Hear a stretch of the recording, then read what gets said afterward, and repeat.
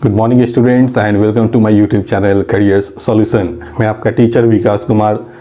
बहुत दिन हो चुके हैं हम लोग आज ग्रामर किए हुए। आज हम लोग ग्रामर के एक नए चैप्टर को पूरा करेंगे। दैट मीन्स हाफ रूल आज पढ़ेंगे और हाफ इसके नेक्स्ट क्लास में। ठीक है, एक नया चैप्टर है एडवर्ब। इससे बहुत सारे क्वेश्चंस एग्जाम्स में पूछे जाते हैं, चाहे आप बैंक में जाओ, चाहे एसएससी में जाओ, प्री हो, मेंस हो, बहुत सारा क्वेश्चन इस चैप्टर से रिलेटेड होता है। और बहुत सारे स्टूडेंट्स ऐसे भी हैं जिन्हें इस चैप्टर में बहुत सारी परेशानियां आती हैं। तो मैं आपको पहले आज रूल समझा रहा हूँ, आधा रूल आज मैं समझा रहा हूँ, आधा मैं नेक्स्ट क्लास में समझाऊंगा। और उसके बाद इसके ऊपर कुछ कॉमन एरर्स भी आपको सॉल्व करवाऊंगा, वैसे कॉमन एरर्स जो एग्जाम्स में पूछे जाते हैं एडवर्ब पर बेस्ड। अगर आप इतने सारे क्लासेस करते हैं, सिंसियरली करते हैं, तो मुझे उम्मीद है कि आपको ये सारी चीज़ें समझ में आएंगी और फिर एग्जाम्स में जो भी क्वेश्चंस पूछे जाएंगे आप बहुत ही अच्छे ढंग से उसको आंसर भी करेंगे। चलिए हम लोग चलते हैं अपने पढ़ाई की ओर। आज का टॉपिक है एडवर्ब। शुरुआत करते हैं इसके डिफिनीशन से। एडवर्ब एक ऐसा वर्ड होता है जिसे हम लोग यूज करते हैं वर्ब को क्वालिफाई करने के लिए, एडजेक्टिव को क्वालिफाई करने के लिए, प्रीपोजिशन को क्वालिफाई करने के लिए, या एडवर्ब को ही क्वालिफाई करने के लिए। मतलब क्या समझ में आया कि एडवर्ब का इस्तेमाल हम लोग एडवर्ब को भी क्वालिफाई करने के लिए करते हैं। ये जो क्वालिफाई वर्ड है इसका मतलब होता है विशेषता बताना। अगर हिंदी में बहुत आसान शब्दों में समझें तो मतलब होता है एडवर्ब एक ऐसा शब्द होता है जो एडजेक्टिव, प्रीपोजिशन, वर्ब और खुद एडवर्ब की विशेषता बताए। इसके 9 काइंड्स होते हैं और 3 डिग्री होते हैं कंपैरिजन के। डिग्री कहने का मतलब है पॉजिटिव डिग्री, कंपैरेटिव डिग्री और सुपरलेटिव डिग्री। तो हमें नहीं इसके काइंड्स को पढ़ना है, हमें नहीं इसके डिग्री को पढ़ना है, हमें इसके डायरेक्ट रूल्स को पढ़ना है, क्योंकि हम जो भी पढ़ाई कर रहे हैं वो कॉम्पिटिटिव बेस्ड कर रहे हैं और एग्जाम के ऊपर बेस्ड है, उस पर पढ़ाई कर रहे हैं। तो हम लोग इसके रूल्स को पढ़ें और जहाँ जहाँ जो भी इसके काइंड्स आएंगे मैं आपको डील करता चला जाऊँगा। ठीक है, चलिए हम लोग शुरुआत करते हैं आज के पहले रूल से। सबसे पहला रूल है वेरी। वेरी का यूज हम लोग करते हैं, सॉरी वेरी का हिंदी तो जान ही रहे, हिंदी होता है बहुत, और इसका यूज कहाँ करते हैं तो बिफोर पॉजिटिव डिग्री एडजेक्टिव। अगर सेंटेंस में कहीं पॉजिटिव डिग्री एडजेक्टिव लिखा हो तो हम उसके पहले वेरी वर्ड का यूज कर सकते हैं। दूसरा यूज कर सकते हैं इसका हम लोग प्रेजेंट पार्टिसिपल के पहले। वर्ब चैप्टर में मैंने आपको बताया था प्रेजेंट पार्टिसिपल क्या होता है। वर्ब का आईएनजी लगा फॉर्म जो वर्ब के साथ साथ एडजेक्टिव का काम करे। ठीक है, प्रेजेंट पार्टिसिपल का मतलब क्या होता है, ये वर्ब तो हो भी सकता है, साथ साथ ये एडजेक्टिव भी होगा, तो इसे हम लोग कहते हैं प्रेजेंट पार्टिसिपल। और हम लोग प्रेजेंट पार्टिसिपल के पहले ही वेरी का यूज कर सकते हैं। And after the article the in superlative sentence. अगर सुपरलेटिव सेंटेंस हो तो उस सेंटेंस में भी हम लोग वेरी का यूज कर सकते हैं, लेकिन कंडीशन क्या है वेरी का यूज करने का कि हम आर्टिकल द के बाद में करेंगे। एग्जाम्पल देखिए, your house is very big. तो बिग मेरा कौन सा डिग्री एडजेक्टिव हुआ, पॉजिटिव डिग्री। बिग का कंपैरेटिव बिगर, सुपरलेटिव बिगेस्ट। तो जब पॉजिटिव डिग्री एडजेक्टिव है तो हम उसके पहले वेरी वर्ड का यूज कर सकते हैं। ये सही होगा, कभी भी गलत नहीं हो सकता है। ठीक है, दूसरा यूज बताया गया आपको प्रेजेंट पार्टिसिपल के पहले। तो यहाँ देखिए इंटरेस्टिंग। इंटरेस्टिंग का मतलब क्या हो गया, मजेदार। ये किसी चीज की विशेषता बताता है, ये मेरा क्या हो गया, एडजेक्टिव हो गया। और आईएनजी लगा है मतलब हम इसे क्या नाम देते हैं, प्रेजेंट पार्टिसिपल। तो प्रेजेंट पार्टिसिपल के पहले भी हम वेरी वर्ड का यूज कर सकते हैं और वो हमेशा ही सही होगा। तीसरा रूल क्या समझाया गया कि सुपरलेटिव सेंटेंस में आफ्टर आर्टिकल द आर्टिकल के बाद हम लोग भी वेरी का यूज कर सकते हैं। जैसे this is the best movie, यहां तो लिखा गया this is the best movie, superlative हो गया। अब हमें इसमें वेरी को यूज करना है, तो वेरी का यूज करने के लिए कंडीशन क्या बताया, आफ्टर आर्टिकल द, तो द यहां लगाना, तो हम यहां पर वेरी को प्लेस करेंगे। सेंटेंस क्या बनेगा, this is the very best movie. अब आ गया होगा समझ में कि हम लोग वेरी का यूज कहाँ करते हैं, 3 तरीके से करते हैं। पॉजिटिव डिग्री के पहले, ठीक है, प्रेजेंट पार्टिसिपल के पहले, और सुपरलेटिव में वेरी का यूज करना हो तो आर्टिकल द के ठीक बाद में। ठीक है, चलिए अब आते हैं मच के ऊपर। मच का हिंदी भी होता है बहुत, और इसका यूज कहाँ करेंगे, सो देखिए before comparative degree of adjective. तो जहां कहीं भी कंपैरेटिव डिग्री एडजेक्टिव हो हम उसके पहले वेरी का यूज करते हैं। ठीक है, जैसे यहां देखिए एग्जांपल है, that was a much better idea. तो बेटर मतलब क्या हो गया, गुड का कंपैरेटिव डिग्री बेटर, और बेटर के पहले हमें अगर बोलना था बहुत, तो बहुत के लिए हमने क्या लगा लिया, मच। अगर यहाँ वेरी का यूज करेंगे तो गलत होगा। ठीक है, नेक्स्ट है पास्ट पार्टिसिपल भी मैंने आपको वर्ब में पढ़ाया था कि वर्ब का थर्ड फॉर्म जो वर्ब के साथ एडजेक्टिव का काम करे उसे हम लोग क्या कहते हैं, पास्ट पार्टिसिपल कहते हैं। तो हम पास्ट पार्टिसिपल के पहले भी मच का यूज कर सकते हैं। जैसे I was much surprised ED लगा, ये मेरा हो गया पास्ट का पार्टिसिपल और इसके पहले हम लोग क्या कर सकते हैं, मच का यूज कर सकते हैं। अमेज्ड हो, सरप्राइज्ड हो, ठीक है, ये सारा वर्ड क्या होता है, पास्ट पार्टिसिपल होता है, ठीक है। और हम इसके पहले क्या यूज कर सकते हैं, मच का। तीसरा इसका यूज कहाँ कर सकते हैं, before article the in superlative sentence. अगर सुपरलेटिव सेंटेंस हो, ठीक है, तो उसमें भी हम मच का यूज कर सकते हैं, लेकिन इसमें कंडीशन क्या है कि आर्टिकल द के पहले यूज करना होता है। जैसे this is the best movie, मान लीजिए इतना ही बोलना है तो क्या बोलेंगे, this is the best movie, यह सबसे अच्छी फिल्म है, ठीक है। अब जैसे ही द बेस्ट बोले मतलब सुपरलेटिव, अब इस सेंटेंस में मच को प्लेस करना है तो वो कहाँ प्लेस होगा, आर्टिकल द के ठीक पहले, ठीक है। तो एक चीज आप गौर करके देखिए, वेरी और मच दोनों क्या है, एक दूसरे का अपोजिट है। वेरी का यूज किए पॉजिटिव डिग्री के पहले, मच का यूज किए कंपैरेटिव के पहले। वेरी का यूज किए V4 के पहले, मच का यूज किए V3 के पहले। वेरी का यूज कहाँ किए थे सुपरलेटिव सेंटेंस में, द के बाद, और मच का यूज कहाँ कर रहे हैं, द के पहले। तो आप इस तरह से भी इस रूल को याद रख सकते हैं, ठीक है। और ये काफ़ी इंपॉर्टेंट रूल्स हैं, जो भी आज बोर्ड पे मैंने लिखा है वो सारे के सारे काफ़ी इंपॉर्टेंट रूल्स हैं। ये आपको कहीं ना कहीं common error, feeler, sentence improvement में हेल्पफुल होगा। चलिए नेक्स्ट देखते हैं। नेक्स्ट रूल है comparatively plus positive degree adjective. किसी भी सेंटेंस में कहीं भी अगर कंपैरेटिवली वर्ड लिखा मिले, ठीक है, कंपैरेटिवली तो मतलब क्या हो गया, तुलनात्मक रूप से, ठीक है। तो ये कहीं भी लिखा मिले, इसके बाद जो भी एडजेक्टिव आएगा उसका डिग्री चेक करना है आपको कि वो पॉजिटिव डिग्री में होना चाहिए। दूसरा कोई भी डिग्री का यूज करे तो आप समझ लीजिए वो गलत है। जैसे एग्जाम्पल है, the price of this book is comparatively cheap, मतलब हुआ इस किताब की जो कीमत है वो तुलनात्मक रूप से सस्ती है, ठीक है। अब एग्जाम में क्या देगा, चीप की जगह लिखेगा चीपर, CHEAPER, चीपर, या चीपेस्ट भी लिख सकता है। आप पढ़ कर देखेंगे तो ये ज़्यादा सही लगेगा। The price of this book is comparatively cheaper, या the price of the book is comparatively cheapest. तो हमारा रूल क्या कहता है कि कंपैरेटिवली के बाद जब भी एडजेक्टिव आएगा तो पॉजिटिव ही डिग्री होना चाहिए। अगर हम कंपैरेटिव यूज करते हैं तो वो गलत होगा, सुपरलेटिव यूज करते हैं तो भी गलत होगा, ठीक है। ये 3 रूल आपको समझ में आ चुका होगा। चलिए देखते हैं next rule, too much. Too much मतलब होता है बहुत, ठीक है। अगर बस ऐसे ही डिग्री अगर कुछ ज़्यादा बताना हो कि बहुत, तो बहुत के लिए तो सिंपल वर्ड होता है वेरी मच, लेकिन डिग्री और भी ज़्यादा बताना हो तो उसके लिए हम लोग यूज करते हैं टू मच, ठीक है।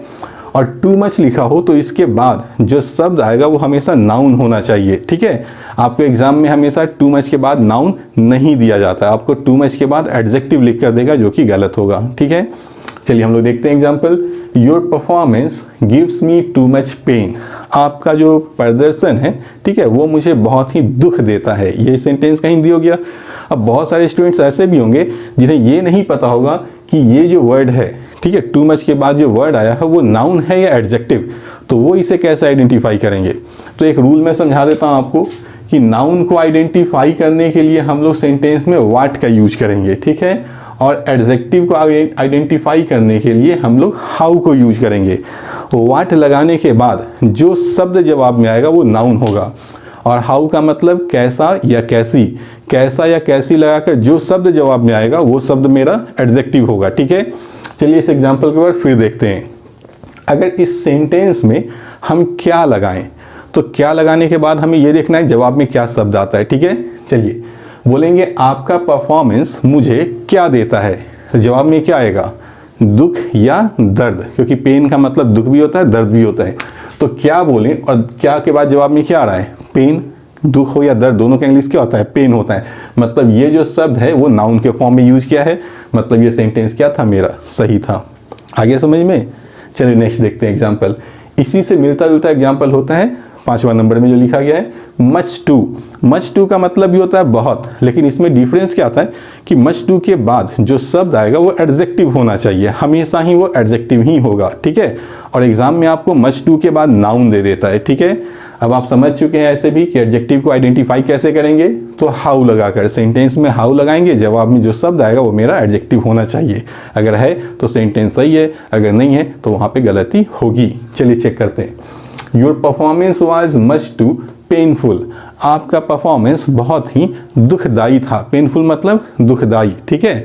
बोलेंगे कि आपका परफॉर्मेंस कैसा था, तो जवाब में क्या आएगा, दुखदाई। तो कैसा लगाएं और जवाब में क्या आया, दुखदाई। मतलब ये जो शब्द है ये मेरा क्या है, एडजेक्टिव है, और मच टू के बाद एडजेक्टिव ही आना था, और एडजेक्टिव यूज भी क्या है, मतलब सेंटेंस सही है, ठीक है। चलिए नेक्स्ट देखते हैं। वनली टू, वनली टू का मतलब होता है मच, मतलब बहुत, ठीक है। अगर हम लोग बोलते हैं ना मैं आपसे मिलकर बहुत खुश हुआ, तो ये जो मैं बोलता हूँ बहुत, तो वहाँ पे हम लोग क्या यूज कर सकते हैं, वनली टू का। और ये कहीं भी लिखा हो सेंटेंस में, ये कहीं भी लिखा हो, ये हमेशा ही सही होता है, ये गलत कभी नहीं होगा।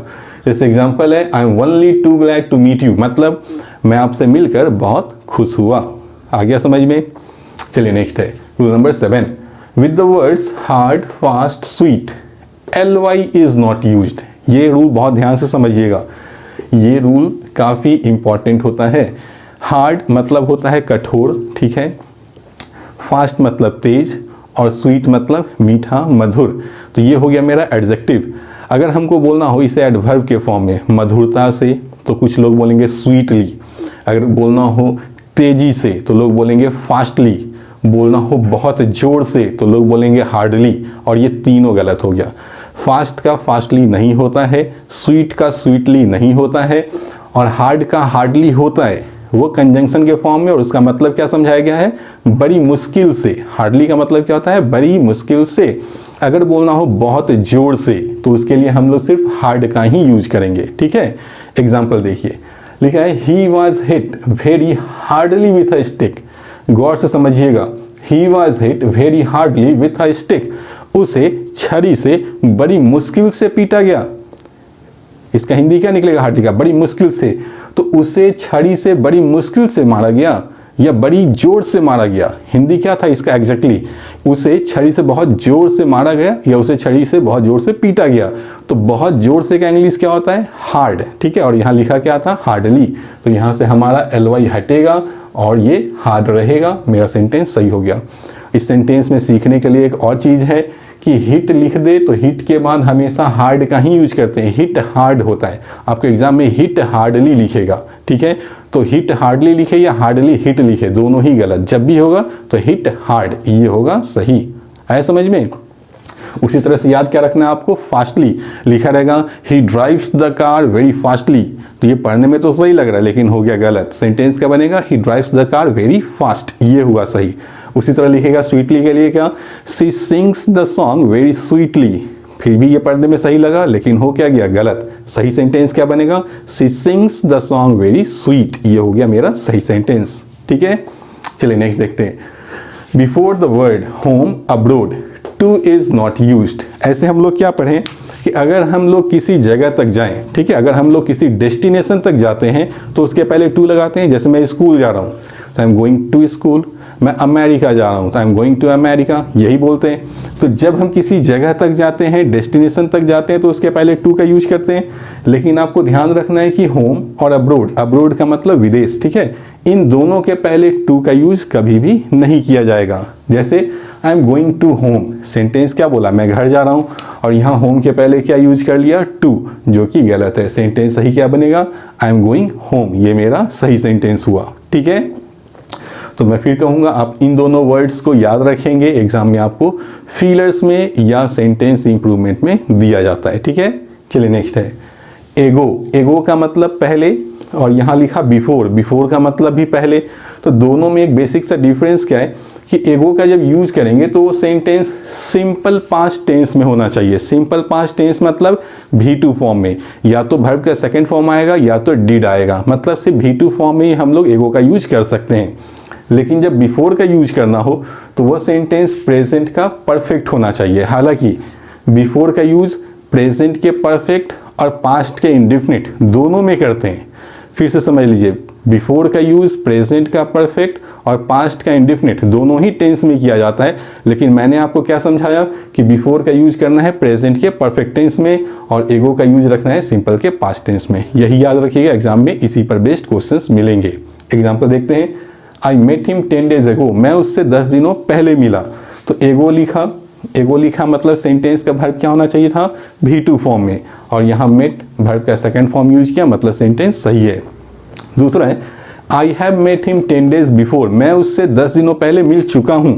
तो जैसे ही यहाँ बिफोर लिखा, मेरा ध्यान क्या था कि सेंटेंस का स्ट्रक्चर हैज हैव और V3 फॉर्म में होना चाहिए प्रेजेंट के परफेक्ट टेंस में। तो यहाँ देखिए हैज हैव का भी यूज किया और वर्ब के थर्ड फॉर्म का भी यूज किया, मतलब बिफोर के साथ प्रेजेंट परफेक्ट आ गया, मतलब सेंटेंस क्या है, सही है। तो ये हुआ आज के लिए कुछ 10 रूल्स। नेक्स्ट क्लास में हम लोग इससे रिलेटेड 7 से 8 रूल्स और पढ़ेंगे। ये चैप्टर हमारा कंप्लीट हो जाएगा, ठीक है। मैं उम्मीद करूँगा कि आप इन सारे रूल्स को एक बार फिर से आप देखेंगे, पढ़ेंगे, समझेंगे, ठीक है। और जब चैप्टर ये कंप्लीट होगा तो आप इस पर वर्कआउट भी करेंगे। अगर कोई परेशानी आए तो आप अपना फीडबैक कमेंट बॉक्स में ज़रूर से देंगे, ताकि हम लोग उसे फिर इम्प्रूव करके आपके सामने रख सकें। अगर आपको वीडियो पसंद आ रहा हो तो वीडियो को प्लीज़ लाइक, शेयर और चैनल को सब्सक्राइब भी करें।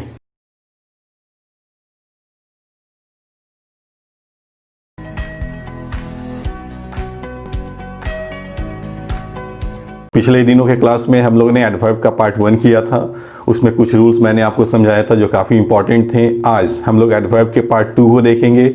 आज का रूल्स जो आप पढ़ लेंगे तो एडवर्ब चैप्टर आपका कंप्लीट समाप्त हो जाएगा। इसके बाद आपको क्या करना है कि किसी भी प्रैक्टिस बुक से एडवर्ब चैप्टर के कॉमन एरर्स को सॉल्व करना है। मुझे उम्मीद है कि अब जब आप पूरा पढ़ लेंगे और उसे सॉल्व करेंगे तो आपकी प्रैक्टिस काफ़ी अच्छी हो जाएगी और क्वेश्चंस भी आपसे बनेंगे। जो क्वेश्चंस ना बने, परेशानी आए, तो आप कमेंट बॉक्स में अपना फीडबैक दे सकते हैं, फिर हम लोग उस पर आगे वर्क करेंगे, ठीक है। चलिए चलते हम लोग पढ़ाई की ओर। टॉपिक है आज का एडवर्ब पार्ट 2। रूल नंबर 1 है adverb of manners are generally used after the verb और after the object of the verb. Adverb of manner का यूज हम लोग या तो वर्ब के बाद करते हैं या नहीं तो वर्ब के ऑब्जेक्ट के बाद करते हैं, ठीक है। बात तो ये हो गई, लेकिन आप ऐसे आइडेंटिफाई कैसे करेंगे कि कौन सा वर्ड एडवर्ब ऑफ मैनर है, ठीक है।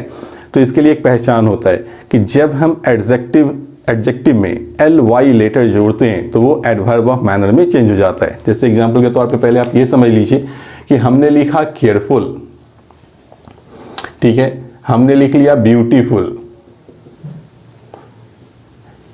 तो केयरफुल एडजेक्टिव हो गया, ब्यूटीफुल भी एडजेक्टिव हो गया। अब हम जैसे इसमें ly लेटर जोड़ेंगे ये क्या हो जाएगा, एडवर्ब ऑफ मैनर में चेंज हो जाएगा। जैसे ही हम लोग बोलेंगे केयरफुली, ब्यूटीफुली, तो ये क्या हो गया मेरा एडवर्ब ऑफ मैनर। अब समझ में आ गया होगा आपको कि जब एडजेक्टिव में ly लगाते हैं तो एडवर्ब ऑफ मैनर में चेंज हो जाता है। और एडवर्ब ऑफ मैनर को पहचानने का तरीका है, सेंटेंस में हम लोग लगाएंगे हाउ मतलब कैसे, ठीक है। जैसे ही बोलेंगे कैसे और जो शब्द जवाब में आएगा वो मेरा एडवर्ब ऑफ मैनर होगा, ठीक है। तो एडवर्ब ऑफ मैनर का रूल क्या बताया गया कि जब भी एडजेक्टिव में ly लगाएं तो एडवर्ब ऑफ मैनर होगा, और एडवर्ब ऑफ मैनर वर्ब और उसके ऑब्जेक्ट के बाद आता है। लेकिन इस क्वेश्चन में क्या लिख दिया, इस एग्जांपल में वर्ब के पहले लिख दिया, इसलिए ये सेंटेंस गलत हो गया। जबकि आप ये सेंटेंस पढ़ेंगे तो आपको सही लगेगा। ही केयरफुली ड्राइव्स द कार, वो बहुत ही सावधानी पूर्वक गाड़ी को चलाता है, लेकिन सेंटेंस गलत है। सही सेंटेंस क्या बनेगा, ही drives the car carefully. Drives मेरा वर्ब हुआ, ठीक है, कार मेरा ऑब्जेक्ट हुआ, वर्ब का ऑब्जेक्ट क्या हो गया कार, और ये क्या हो गया मेरा एडवर्ब ऑफ मैनर। तो रूल क्या बोला था कि एडवर्ब ऑफ मैनर या तो वर्ब के बाद आएगा, और अगर वर्ब का ऑब्जेक्ट दिया है तो ऑब्जेक्ट के बाद आएगा।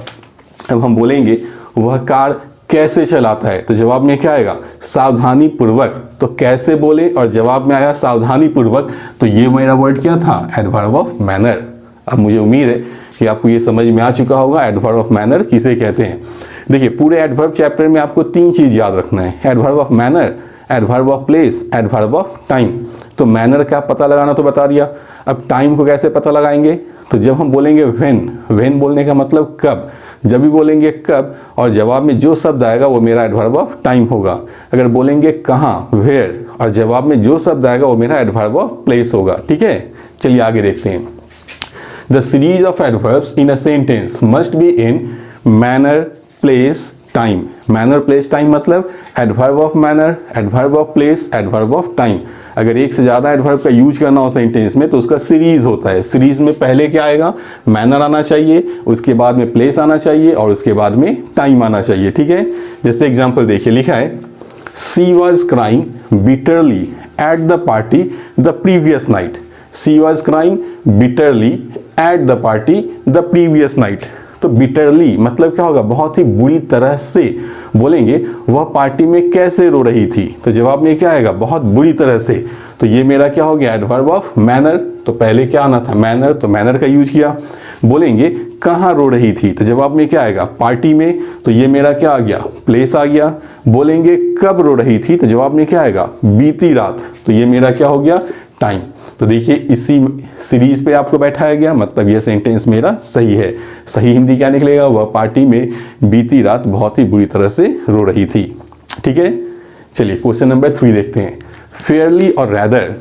देखिए फेयरली का मतलब होता है अपेक्षाकृत या तुलनात्मक रूप से, रैदर का मतलब भी होता है अपेक्षाकृत या तुलनात्मक रूप से। तो ध्यान आपको क्या रखना है कि फेयरली के बाद जो भी वर्ड आएगा, ठीक है, वो पॉजिटिव मीनिंग वर्ड होना चाहिए। या फेयरली के साथ जो स्ट्रक्चर बनता है सेंटेंस का, उस सेंटेंस का मीनिंग क्या होना चाहिए, पॉजिटिव होना चाहिए।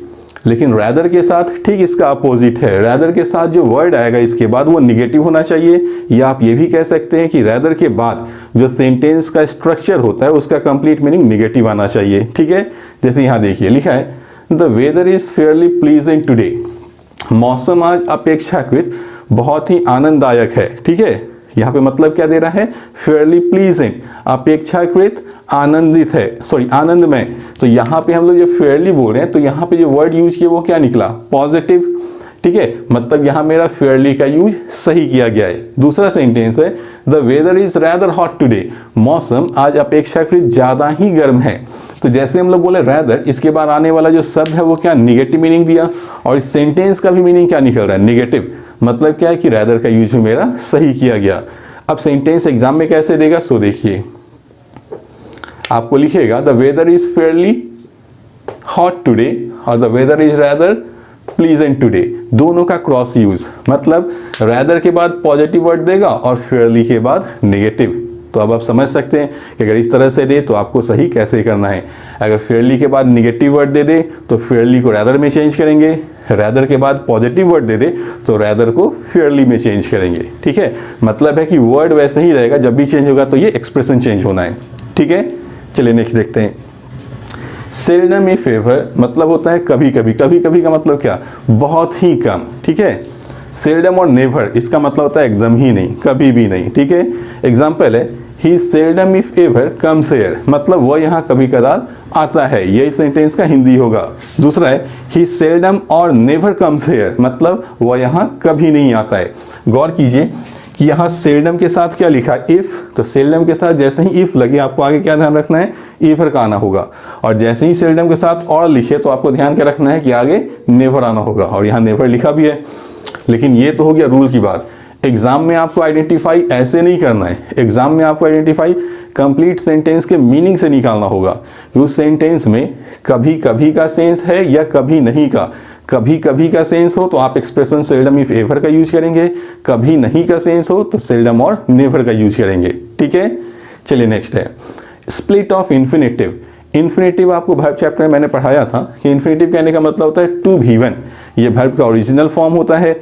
समझना ये होता है कि अगर टू लिखा हो तो आगे वर्ब का फर्स्ट फॉर्म ही आएगा। ठीक है, और स्प्लिट कहने का मतलब होता है टूट जाना। तो जब हम इन्फिनेटिव को टू भी वन को अलग अलग यूज कर देते हैं तो इसी को कहते हैं स्प्लिट ऑफ इन्फिनेटिव, और वो एक्सप्रेशन गलत होता है। ठीक है, एग्जाम्पल के थ्रू देखते हैं। I request you to kindly grant my leave. मैं आपसे अनुरोध करता हूं कि कृपया आप मेरी छुट्टी को स्वीकार कर लें। ये सेंटेंस का हिंदी हुआ। अगर आप इसे पढ़ेंगे तो ये सेंटेंस आपको बिल्कुल सही लगेगा, लेकिन ये है गलत। फिर से पढ़िए, I request you to kindly grant my leave. अब यहाँ पे गौर करने की चीज़ क्या थी कि आपको बताया गया टू के बाद भी वन आता है, तो यहाँ टू लिखा और भी वन यहाँ लिखा और इन दोनों के बीच में लिख दिया काइंडली, एडवर्ब आ गया। तो हमें क्या ध्यान रखना है कि स्प्लिट ऑफ इन्फिनेटिव जब भी आए तो एक्सप्रेशन गलत हो जाएगा। तो यहाँ स्प्लिट ऑफ इन्फिनेटिव हो गया, ये एक्सप्रेशन क्या हो गया मेरा गलत, इसलिए सेंटेंस भी गलत किया गया। अब इसे सही करने के लिए क्या करेंगे, तो जो बीच का एडवर्ब होगा उसे हम लोग पहले कहीं भी सुइटेबल जगह पर पोजीशन में डाल देंगे और ये वर्ब खुद ब खुद टू के साथ आ जाएगा, जैसा आपको नीचे के एग्जाम्पल में दिखाया गया। आई रिक्वेस्ट यू, यहाँ से यहाँ तक तो सही है। अब देखिए काइंडली और टू को इंटरचेंज किया गया, काइंडली को यहाँ लिखा गया, टू को यहाँ, जैसे ही हम इंटरचेंज कर दिए मेरा एक्सप्रेशन सही हो गया। I request you kindly to grant my leave, आ गया समझ में। तो यहाँ पे देखिए टू के बाद V1 भी आ गया, मतलब ये अब स्प्लिट, सॉरी अब ये क्या हुआ इन्फिनेटिव टुगेदर, एक साथ यूज हुआ, ये अब स्प्लिट नहीं हुआ, इसलिए मेरा सेंटेंस सही हो गया। और ये क्वेश्चन एग्जाम में आपको अक्सर दिखने को मिलेगा, ठीक है। चलिए नेक्स्ट है, the word only is used just before the word it qualifies. कहने का मतलब है ओनली का तो मतलब हो गया सिर्फ, ठीक है, और हम लोग इसका यूज कब करते हैं, तो इसका यूज में बस इतना ही आपको समझना है कि यह जिस शब्द के पहले लगा होगा इसका रिलेशन बस उसी शब्द से होगा, पूरे सेंटेंस से नहीं होगा। जैसे ही अर्न्स ओनली ₹5,000 अ मंथ, इस सेंटेंस में देखिए ओनली का पोजीशन कहाँ है, ₹5,000 के पहले, तो इसका हिंदी क्या निकलेगा, वह सिर्फ 5,000 रुपये कमाता है प्रति महीने, सिर्फ 5,000 रुपये, ये हुआ मतलब। अगर हम ओनली का पोजीशन यहाँ रख दें, सपोज कि इस ओनली को उठाकर हम बिगिनिंग में डाल दें यहाँ, तो हिंदी क्या निकलेगा, only he earns ₹5,000 a month, मतलब सिर्फ वह कमाता है 5,000 रुपये प्रति महीना।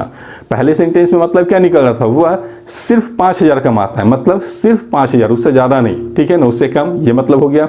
दूसरा एग्जाम्पल में जब हम ओनली के पोजीशन को चेंज करें तो मतलब क्या निकल रहा है, सिर्फ वह 5,000 कमाता है, मतलब बाकी दूसरा कोई भी नहीं, ये इसका हिंदी हो गया। समझ में आ गया।